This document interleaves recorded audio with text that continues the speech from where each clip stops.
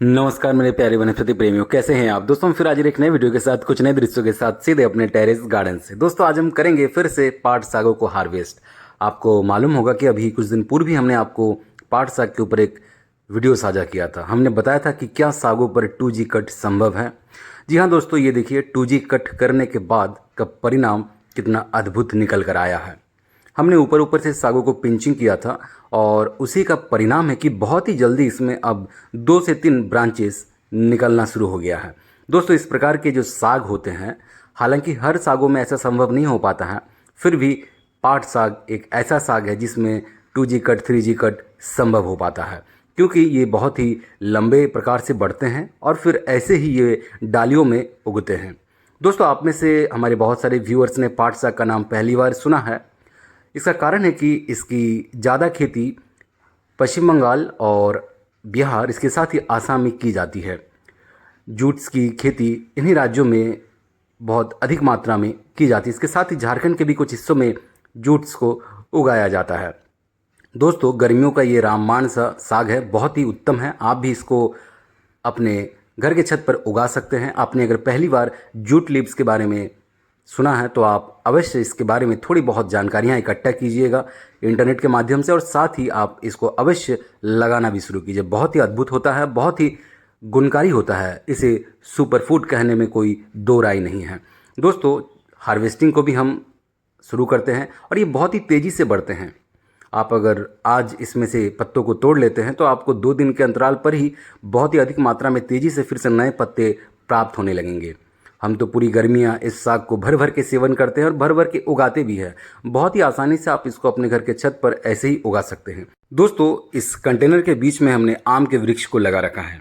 इस प्रकार के जो बड़े वृक्ष होते हैं उसको आप ऐसे ही किसी कंटेनर में लगाया कीजिए और जो जगह बच जाए उस पर आप ऐसे ही हरे सागों को उगाया कीजिए। ये बहुत ही फ़ायदा होता है अगर आप मॉडर्न फार्मिंग करते हैं। अगर आपके पास जगह की कमी है तो आप ऐसे ही जगहों का पूर्ण उपयोग कर सकते हैं।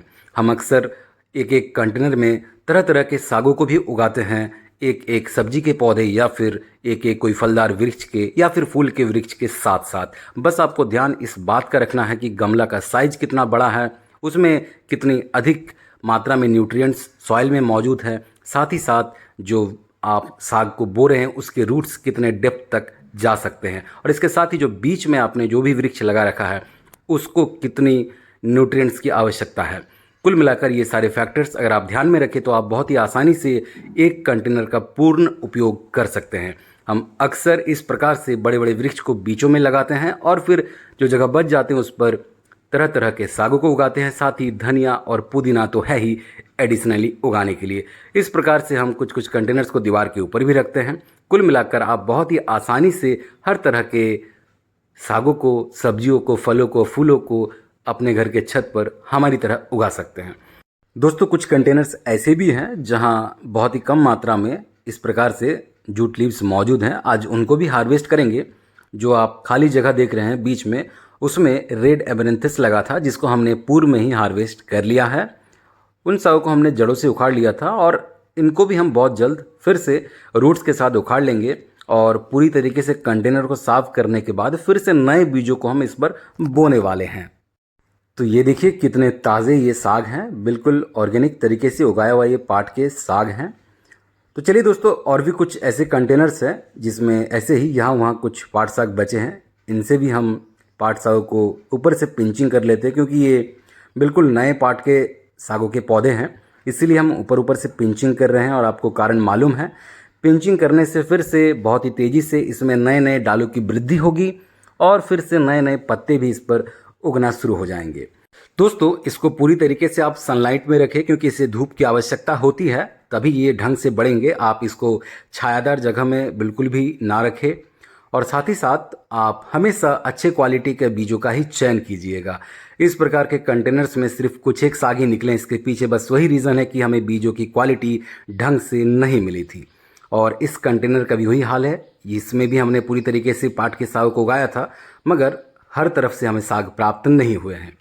दोस्तों हमने कुछ दिन पूर्व इससे 2G कट किया था, ऊपर ऊपर से पिंचिंग किया था, और इसी का परिणाम है कि अब 2 से 3 डाल बहुत ही दमदार तरीके से एक एक पौधे में निकलना शुरू हो गया है। आप हमेशा इसी प्रकार से पाट के सागों का हार्वेस्ट कीजिएगा। शुरुआती दिनों में आप ऊपर ऊपर से पिंचिंग कर लीजिएगा, तभी आपको भर भर के नए नए डाल इसमें दिखेंगे और पत्ते भी उसी प्रकार से तेज़ी से बढ़ेंगे भी।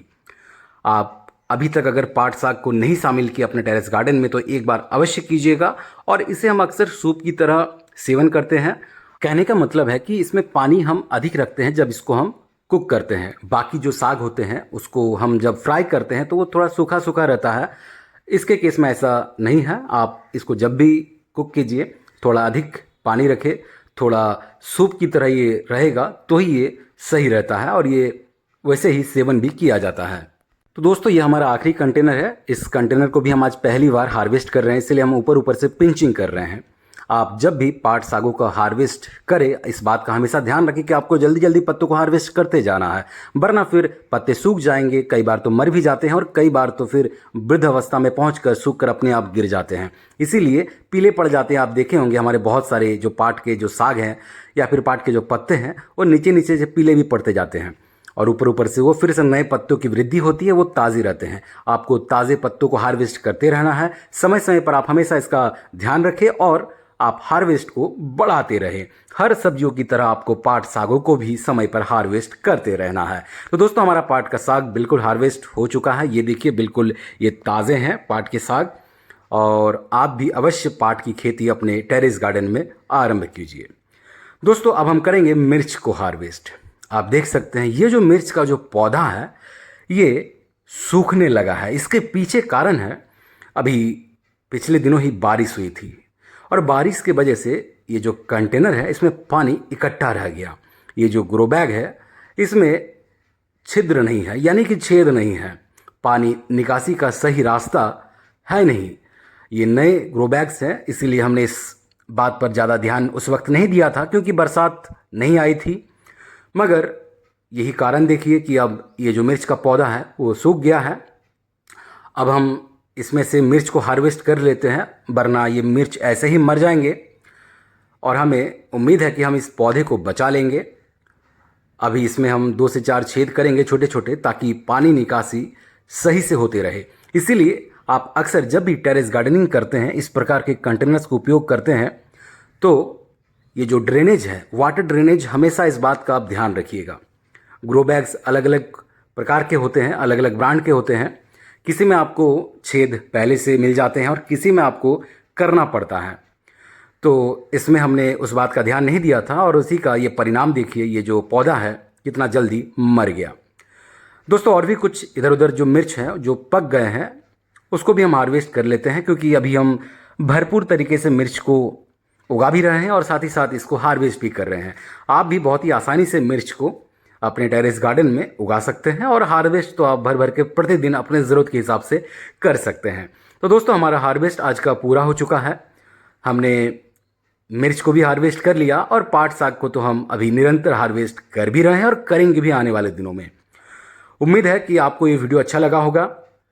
आप भी पाट साग के बारे में थोड़ी बहुत जानकारियाँ इंटरनेट के माध्यम से इकट्ठा कीजिए और आप अवश्य इस साग को अपने गार्डन का हिस्सा बनाइए।